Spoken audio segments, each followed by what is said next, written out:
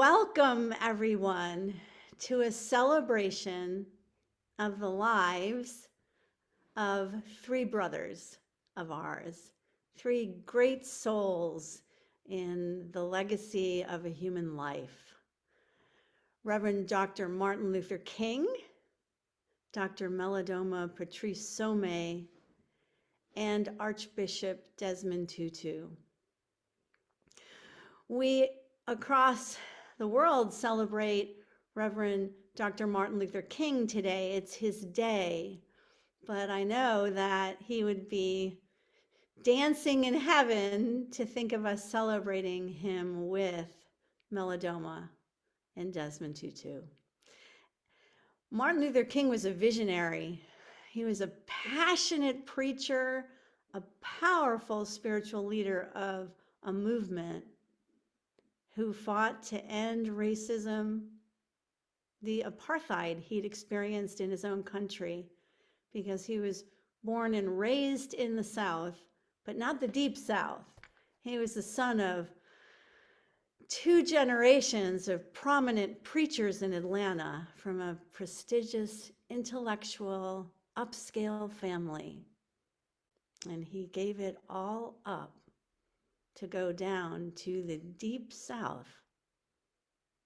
And he didn't as much decide to do that as the moment chose him.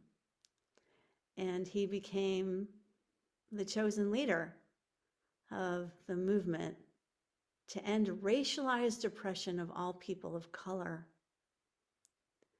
He also fought openly, and many think it has been proven that it cost him his life, his fight to end the Vietnam War, and his universal theology to end world hunger.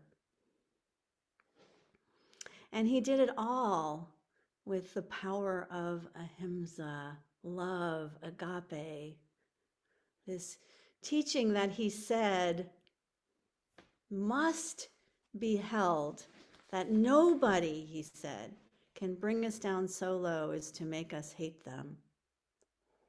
And if we fail to love, if we fail to be as Jesus was, he said, with blessing those that curse us and loving our enemies, if we can't do that in our nonviolent spiritual social activism that he called love in action, then our protest will be a meaningless drama on the stage of history. So today we get to say to Martin Luther King, well done. We're still keeping it on. We're still putting one foot in front of the other, and we got a long way to go, but ball's in our court now, and we're going to do this.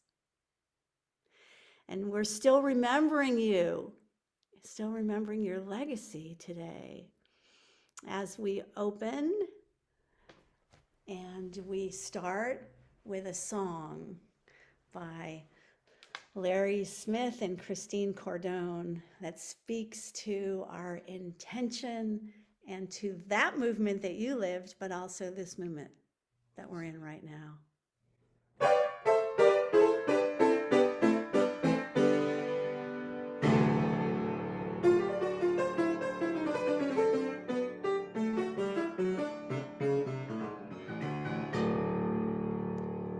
I was born by the river in a little town, oh, just like the river. I've been running ever since. It's been a long, long time coming, but a change is gonna come. Oh, yes it will. It's been too hard living, but I'm afraid to die, 'cause I don't know what's up there beyond the sky. It's been a long,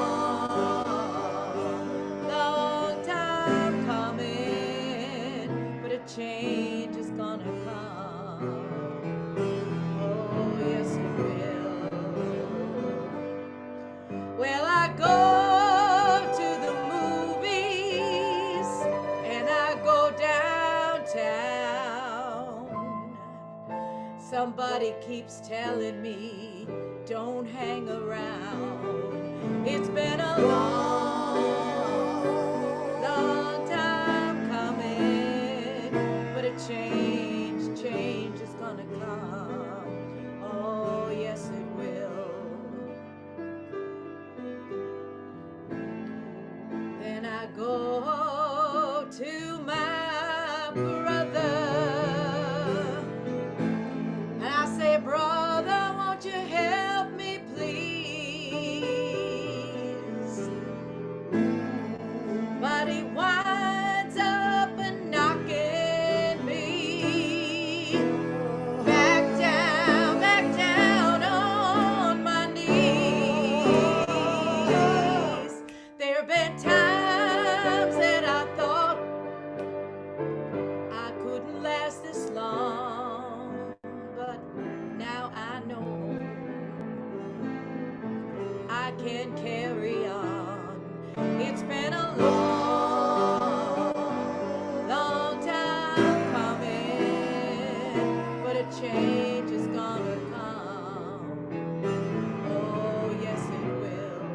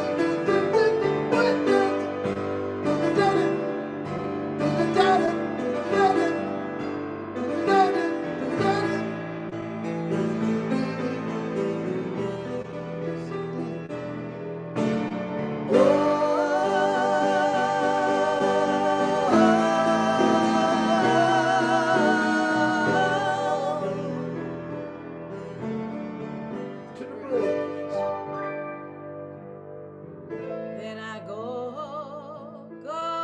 to my brother.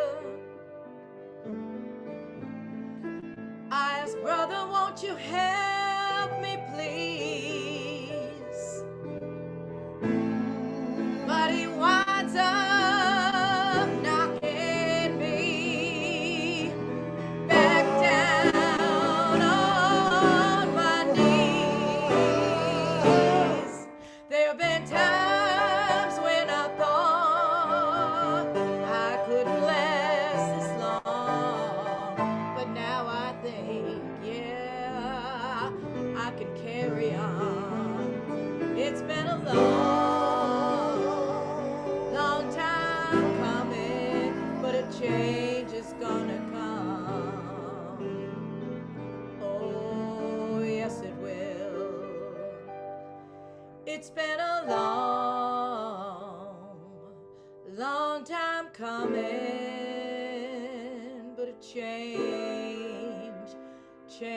is gonna come.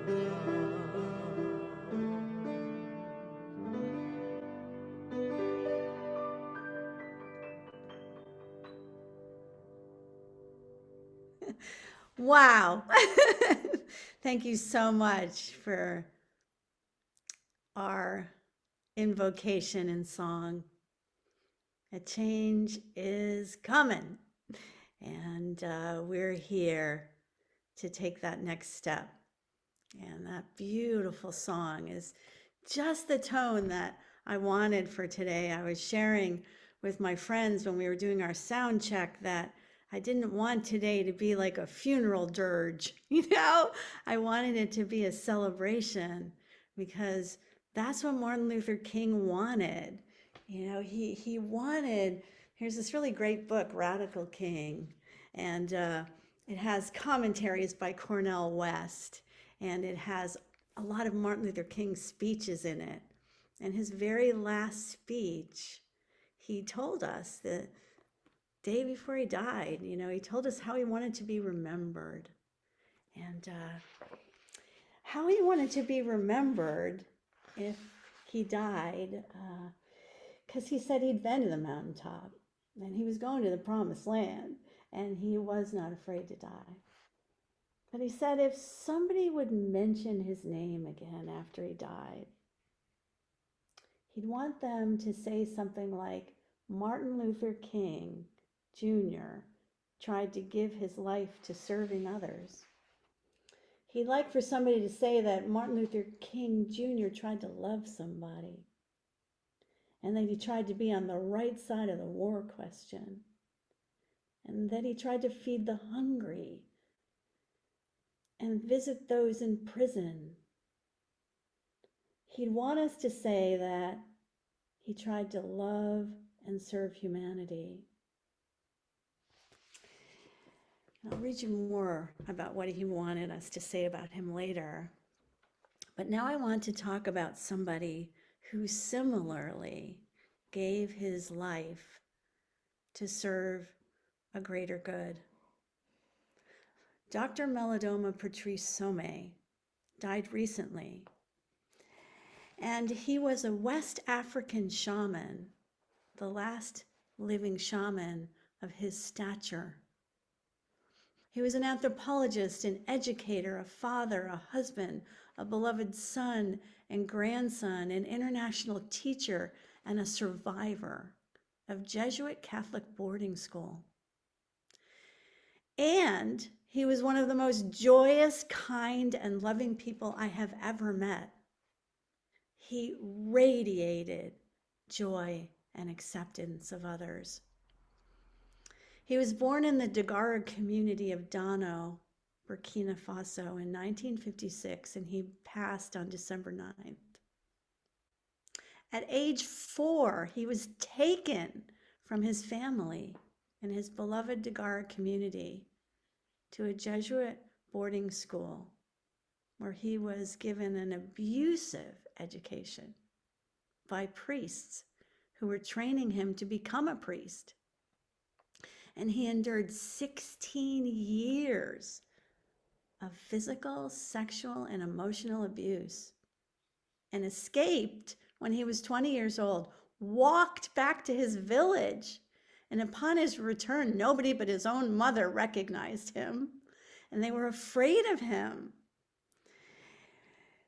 because they knew that integration of an uninitiated man into their community would be fraught with difficulty.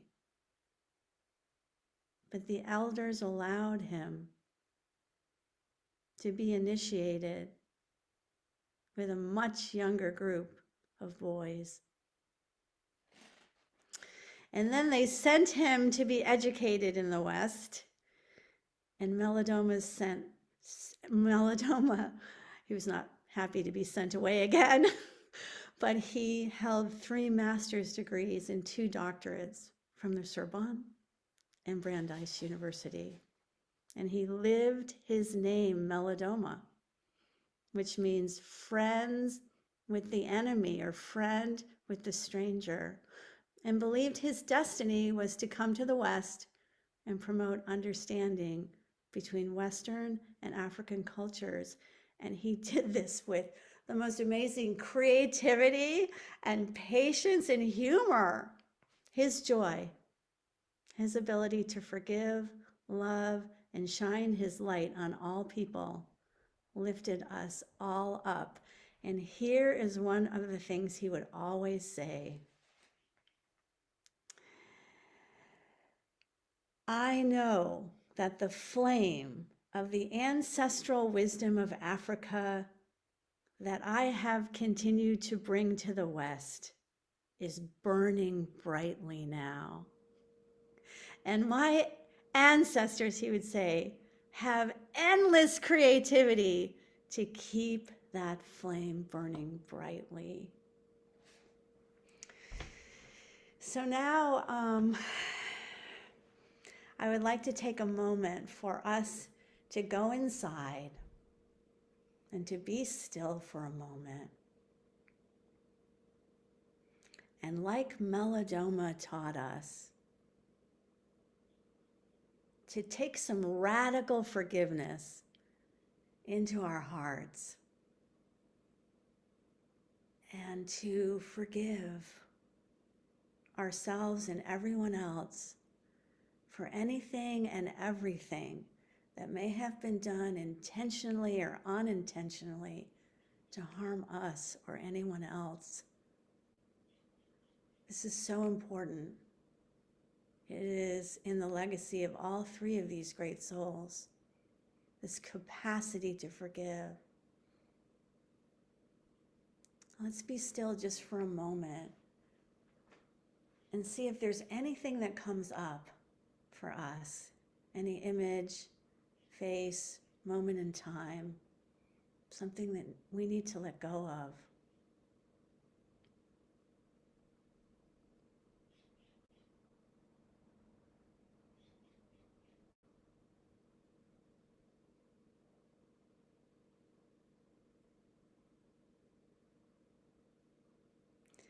And if there's anyone or anything that comes to us today, maybe we can just send up a little prayer that we're willing to forgive, even if it's difficult, because we have these great demonstrations in these three great souls of immense capacity to forgive.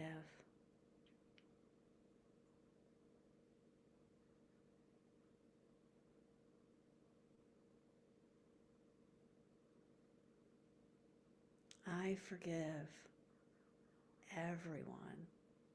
I forgive everything. One of the great souls in humanity, one of the co-founders of the Findhorn Foundation, Eileen Caddy, used to say, you have forgiven if you can honestly say that you feel about that person the way you felt before whatever it is that you're forgiving happened, right? That you have the same clear feeling between you and that person now than you did before that event happened, or that experience that you need to forgive. So that's a high bar. And I ask myself and all of us to hold that as our dharana today. You know, what do I need to forgive? My point of focus today, throughout the day. Is there anything I can release? Anything I need to forgive? And now, Daniel, are you with us? Yay! I'm really very grateful for musical maestro Daniel Nahmad to be with us today to share his music and his wisdom. Well, thank you. I didn't know you were going to go where you just went, and I love that the subject of forgiveness. I just watched a documentary. Oh, by the way, hello everybody. I just watched a documentary about. Actually, it wasn't a documentary; it was fictionalized, but I think it was pretty much accurate. A story of Nelson Mandela. And if you haven't seen this movie, I don't remember if I saw it on Netflix or where, but there's a moment where he's been out of prison, where he was for 27 years, I believe it was, suffered real hardship. His son died while he was in prison, and he wasn't allowed to go to the funeral. It ended his marriage. And really tormented him in every kind of conceivable way. And but there was a moment where South Africa was teetering on the edge of civil war, and he took to I need to apparently silence my phone. He took to television and held a press conference in which he said, "You all know what I've been through, and I forgive my captors. And if I can forgive the people who have tormented and tortured me, then you can forgive those who have tortured and tormented you." You know, it's one of these moments of leadership that you don't get very often. You can scan history for a lot of moments where somebody could have looked into camera and said, "I forgive those who have brutalized my ethnic group or my religion, who have, broken my home, broken my family, broken my city, broken my country. You can scan history. There's a lot of moments where somebody could have said that, but quite a short list of people who actually took that moment to look in a camera and say what he said just absolutely took my breath away. And Desmond Tutu obviously represented exactly that same consciousness and wisdom and sort of centeredness. I mean, we all, sorry to project, I certainly have moments of extreme anger and blame and irritation. I see a wrong being committed. I don't just want to make it right. I also am mad at the person committing it, right? But there's a certain clarity and calm, and maybe you'd call it love, that you feel watching Ralph Abernathy and Dr. King and Jesse Jackson march, and watching Dr. King speak at the Lincoln Memorial. I could absolutely not have contained my anger at the terrible degradations and suffering inflicted on me and my family and my people, quote unquote. But you don't feel that watching that speech, and I don't know how he did that. And I just watched an interview with Desmond Tutu recently, talking about his work in his later years, and saying that he had not just in South Africa but around the world been a born witness to terrible atrocities. And the man did not talk about. He talked about it with some sadness, but he did not talk about it with anger. And I also think of Malcolm X's breakthrough that knocked me out when I read his autobiography in high school, and has stuck with me ever since, about his realization when he went to Mecca for the first time, having been an outspoken advocate not just for the civil rights for Black people in America, but also for the punishment of white people. He absolutely, literally demonized white people as a race because of the suffering he was seeing. And who could blame him? I think I would do the same. I agree. I understand. But his breakthrough, if you're not familiar with it, his realization was just absolutely extraordinary. He arrived in Saudi Arabia, in Mecca, with 1 million other pilgrims, Muslim pilgrims, and looked around and discovered that Muslims were not only Black, that they were also white and brown and every shade in between, and that there was an overwhelming feeling of love and purpose and sacredness in that place and in that experience. And he had a light bulb epiphany that he had been demonizing the wrong thing, that instead of demonizing white people, he ought to have been, and committed to from that moment on, calling out racism on its own, separate from the person, separate certainly from the race of the person. He called out hatred and racism instead of an entire race of people. And now that alone is feels like a step towards wisdom, and I agree with that too. But that actually wasn't what really knocked me out about Malcolm X. What knocked me out about Malcolm X was that he went home, and despite every conceivable pressure and threat leveled against him, he went out and spoke that new realization out loud at every opportunity. He was told not to. He was ordered not to. His life was threatened so that he wouldn't say what he had realized, and he dared to anyway. I don't know about you. I don't know if I would have had it's hard enough to admit you're wrong. It's harder to admit you've been wrong your entire adult life, and dramatically so in public.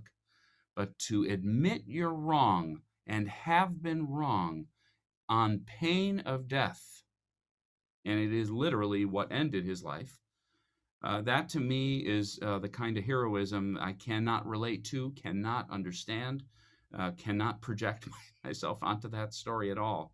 But when I think of Dr. King crossing a bridge with his friends, singing hymns, knowing that batons waited for them, I don't have a place to comprehend the absence of malice. Gandhi did the same thing with his followers. Was very clear, the soul force, the satyagraha concept. He was very clear. We do not fight back. We awaken their conscience to our humanity if we do not fight back. If we fight back, we are dead, and they continue to be dead on the inside. And so Dr. King's legacy, runs deep. It's funny how many different ways courage can show up. And the people, Judy, that you're mentioning today, they show, we all have been through things. Everybody hurts on the inside. Everybody has the misfortune of being raised by a human being or two. And that's kind of a tough break for everybody. I'm not actually kidding. We're human, so we raise humans, and on it goes. Some people, though, have a heavier burden to bear than others. And some people have what would certainly seem to be a more legitimate reason to either rage or quit. And the people that you're mentioning, Judy, the people we're honoring today, they showed the kind, not just strength and courage to continue. They showed a level of centeredness and wisdom that is, it makes them role models on a whole nother level. It makes them worthy of emulation and admiration on a whole nother level. All I do is sing songs, so I'm going to stop talking.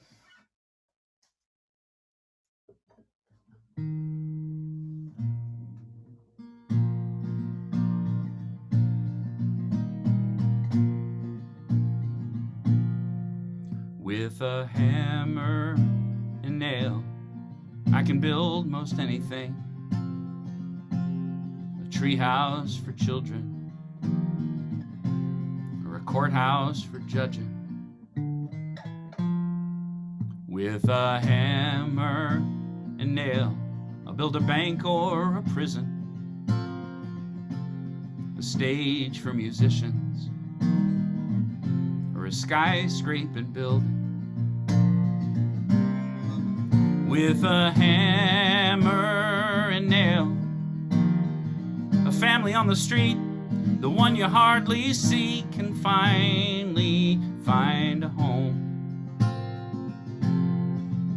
So while I have this chance, if I only have these two hands, what will I do with a hammer and nail? With a hammer and nail, I can help with hard labor, fix a boat for a sailor, or lend a hand to a neighbor. Oh, with a hammer and nail, in the wake of destruction, I can lay a foundation. I can rebuild a nation. Oh, with a hammer and nail, a soldier coming home who paid the highest price for our freedom can finally rest in peace. So the question stands, if I only have these two hands, what will I do? Hammer and nail, the hammer and nail. Oh, what will I do? Hammer and nail. Will I build a wall or a bridge? What will I do? Will I build a door and let everyone in?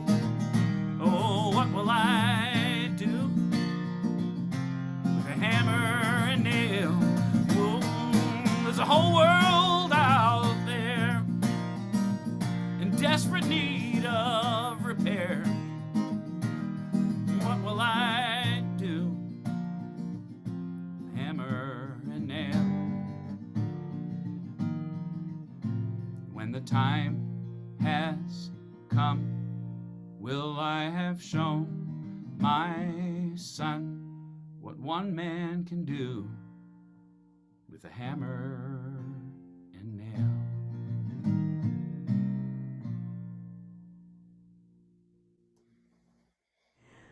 So many of you know Archbishop Desmond Tutu as a fearless voice of truth. And one of the things that stunned me about some of the videos we've been seeing lately about him were the way that he would openly, with incredible passion, and still, with his incredible loving kindness, speak words of truth to power in political situations where that kind of honesty usually doesn't happen. And I've seen him on these films, shock Ronald Reagan with what he was saying to him, and shock, Trump and 2 or 3 popes, in his lifetime, and the Dalai Lama, and at the same time tease them and use humor and loving kindness to help them to know he was their friend in truth, but he had to speak his truth. And I think that was just an amazing demonstration of his compassion and his love and his courage, in those situations. He seemed to never, spare an opportunity to speak his mind about what needed to be done to raise the bar for our beloved community on caring about others who were oppressed. And he was getting ready to retire when Nelson Mandela asked him to be, the head, the chair of the Truth and Reconciliation Commission, which is something that had never been done before. I mean, in our previous history as humans, we have never set up a commission to hear the truth about atrocities and then forgive them. We'd always killed those people who killed, or imprisoned those people who killed, or done some kind of punishment. And who among us could have sat through all that horrifying atrocities being revealed? And there are videos of this, and he wrote a book called No Future Without Forgiveness that talks about his own process with it. But images that will never leave me are Desmond Tutu sobbing. I mean, just completely laying his head down and just sobbing inconsolably, hearing these stories of how horrific these deaths were to his friends and strangers he never knew. But nonetheless, it had an effect. And it's only, I think, the grace of forgiveness, it's only the power of love that can heal that kind of trauma. We know that secondary trauma is a thing.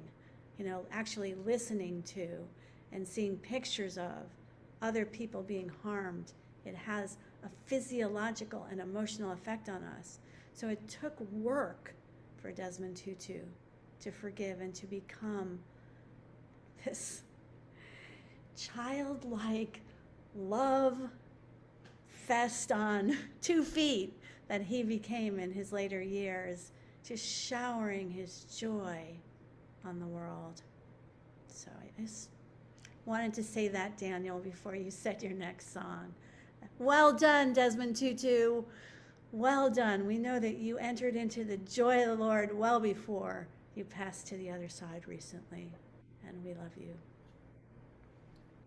Yeah, agree with every word. I didn't mention I had the opportunity to work with Dr. King's daughter a couple times, Yolanda, who was a lovely and talented woman, who had really, she was an actress and had devoted herself to to using her art to do the same work her father had done. Her daddy, she called him Daddy, and I thought I'd sing this song in Yolanda's honor and in Dr. King's honor, and I know that Yolanda appreciated the sentiment of this song, which you know, it's honest to God, I took away Yolanda King liking the message of my music, and Arun Gandhi, Mahatma Gandhi's grandson, and his wife liking my music.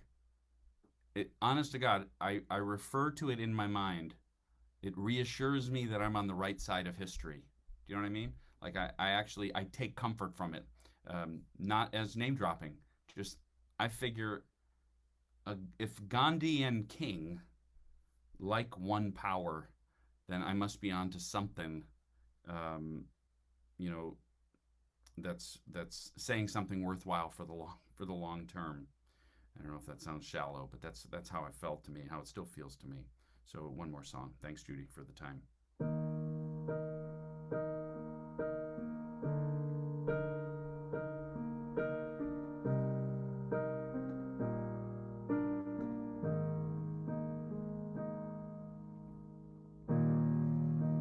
There's one power, invisible, and you see it everywhere and every day.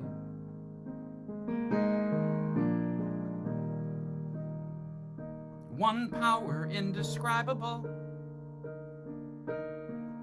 and you speak of it with every word you say. Mysterious until you know the truth. As simple as the love inside of you. Call it God, call it Spirit, call it Jesus, call it Lord, call it Buddha, Baha'u'llah, angel's wings, or heaven's door. But whatever name you give it, it's all one power, can't you see? It's the power of the love in you and me. We speak so many languages, different clothing, different colors, different names. But different is only dangerous when we forget that in the heart we're all the same. And we'll remember once we close our eyes to see that such distances were never meant to be. Call it God, call it Spirit, or Jesus, or Lord. Call it Buddha, Baha'u'llah, Hashem, or heaven's door. It's Muhammad, it's your mind, it's your soul, or it's your sign. It's the universe, it's music, Mother Earth, or Father Time. But whatever name you give it, it's all one power, can't you see? Whatever name you give it, it's the very air we breathe. It's the power of the love in you and me. One power.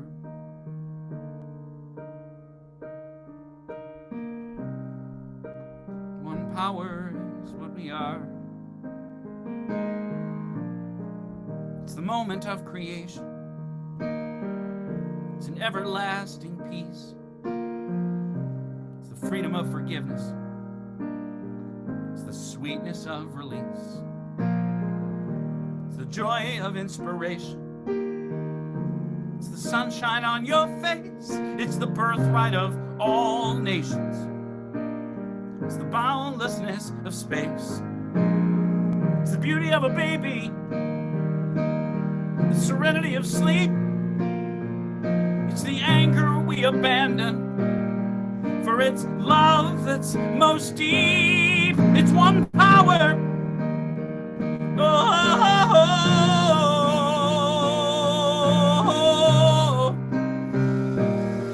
what we are is one.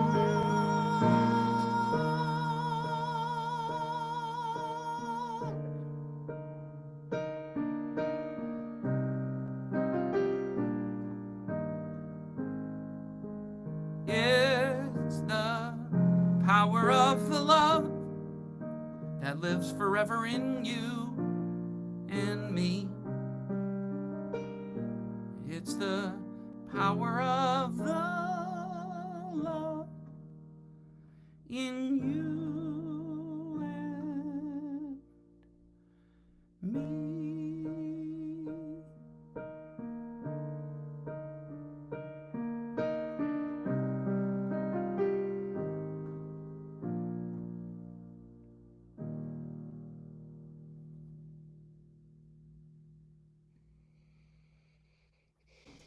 There you go. Thanks for having me, Judy. Appreciate it. Thank you for being with us and for that most perfect song. I can't think of anything better ever for this moment, for these three great souls. And I hope that you saw all those waving hands and all those namasteing hearts on the screen. And I apologize if I had something over my microphone before and you didn't hear me, but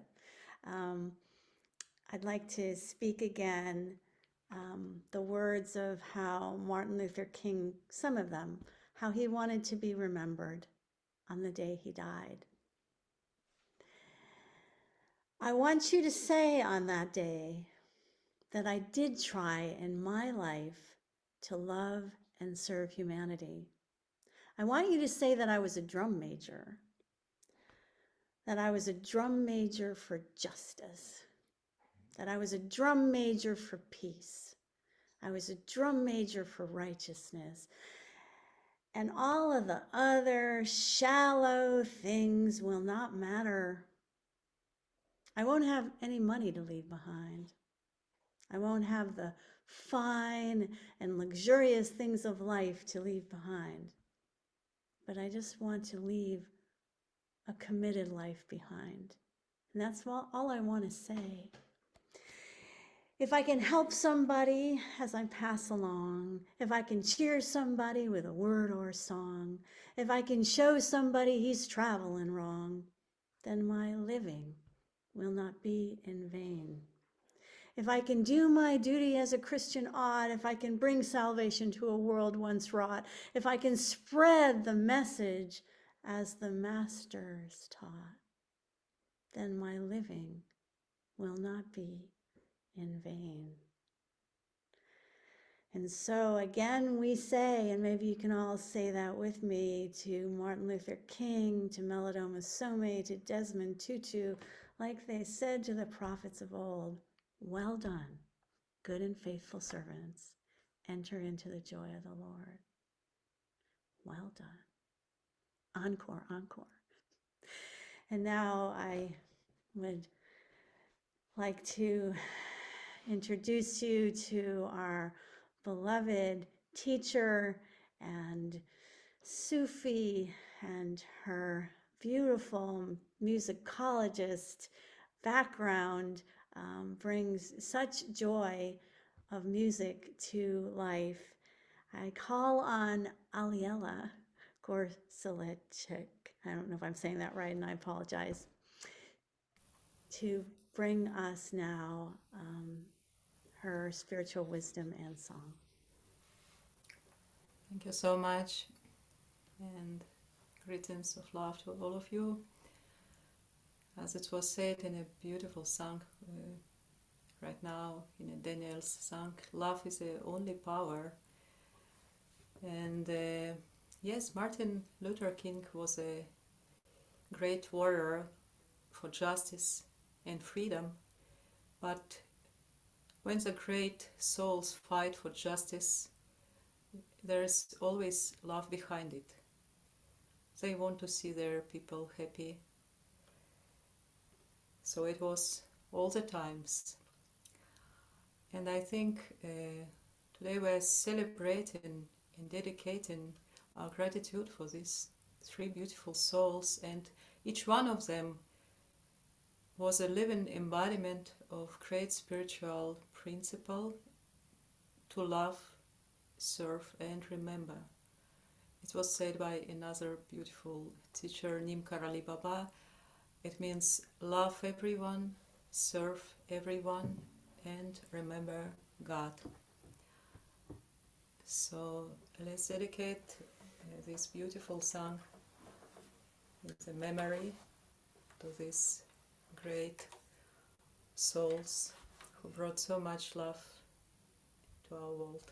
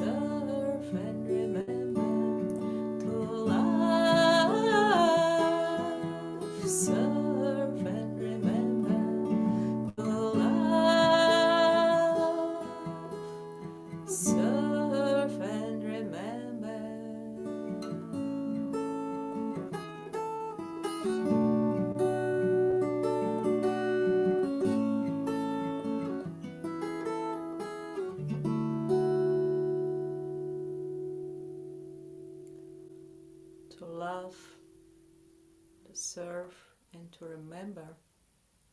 And one more short quote from Martin Luther King, who says, "Love is the only force which can turn an enemy into a friend." Let it be so. Thank you, friend. Thank you so much, Aliella. Great souls die, and our reality, bound to them, it seems to take leave of us.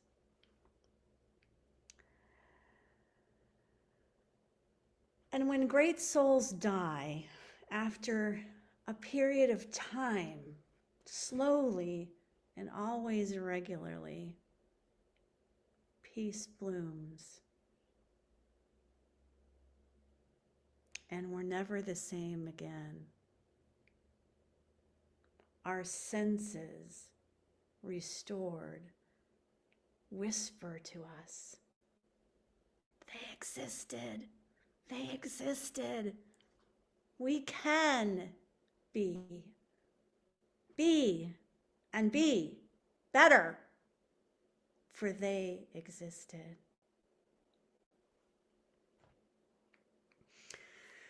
When Malidoma finished his initiation into manhood,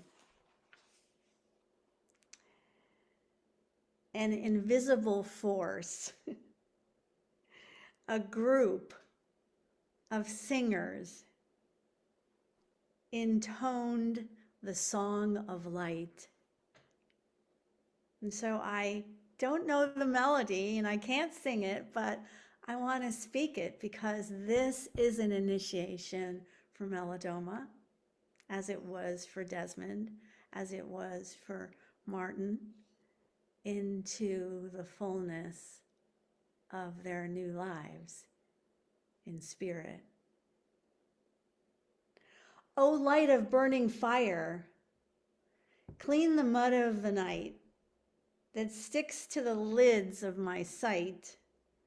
O instrument of my sight, do not close the lids of my eyes, even when you cut the wood to ash. Can I see without your light? Can I live without your heat? Can I survive your plight? O light of burning fire. And then at the very end, when all of the young men who have become adult, mature in their community, they have been wizened, and they are welcomed home, this chant is sung. And I learned and I lived always and everywhere. I learned that I knew everything, only I had forgotten. I learned that I grew, only I had overlooked things. Now I am back, remembering. I want to be what I know I am and take the road we always forget to take.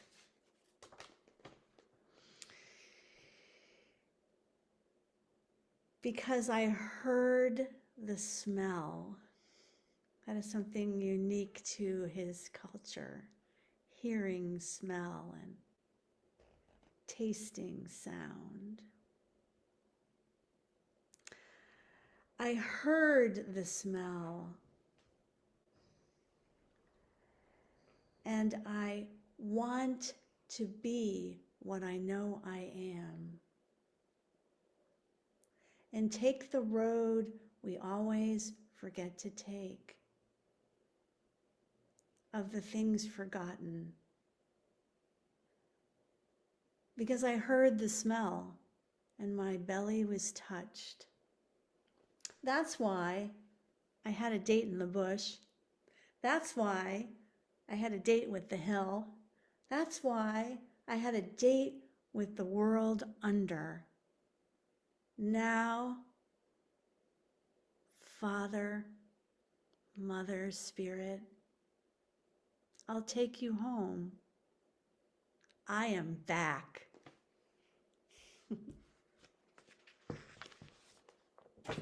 Welcome home, Malidoma. We know you're back. Welcome home, Martin. You're back. Welcome home, Desmond. You're back. And now we live because you were. And I would like to now ask Aliella if she would close us with a song.